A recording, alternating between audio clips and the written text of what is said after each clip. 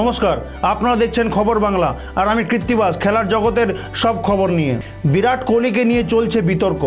বিশ্বকাপের আগে তার স্ট্রাইক রেটকে নিয়ে সমালোচনায় সমগ্র ক্রিকেট মহল।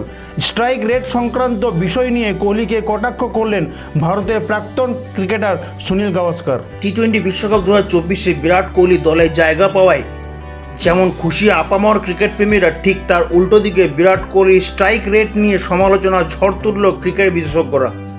আইপিএলে বিরাট কোহলির স্ট্রাইক রেট এতটা ভালো না থাকায় বিশ্ব ক্রিকেট ধারাভাষ্যকাররা বলতে থাকেন, টি-20 বিশ্বকাপের মতো একটা প্ল্যাটফর্মে স্ট্রাইক রেট সবসময় অন্য মাত্রায় দরকার।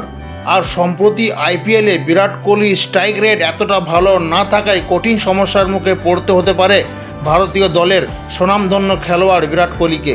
ধারাভাষ্যকারদের এরূপ মন্তব্যে বিরাট কোহলি বলেন, যারা আমার স্ট্রাইক রেট ও আমার স্পিন ভালো খেলার না নিয়ে আলোচনা করছেন, আমি তাদের উদ্দেশ্যে বলতে চাই, আমার কাছে দল প্রথমে, দলের জয়টা আমার কাছে বেশি গুরুত্বপূর্ণ। কোহলির এইরূপ মন্তব্যে ক্ষিপ্ত হয়ে সুনীল গাভাস্কর বলেন, তুমি যদি ওপেন করতে নেমে 14 বা 15 ওভারে আউট হয়ে যান এবং তোমার স্ট্রাইক রেট 118 হয়, তাহলে কোনো লাভ নেই। 3 অক্টোবর থেকে শুরু হচ্ছে মহিলা টি-20 বিশ্বকাপ। গ্রুপ এতে রয়েছেন অস্ট্রেলিয়া, ভারত, নিউজিল্যান্ড, পাকিস্তান। মহিলা টি-20 বিশ্বকাপের আসর বসতে চলেছে বাংলাদেশে।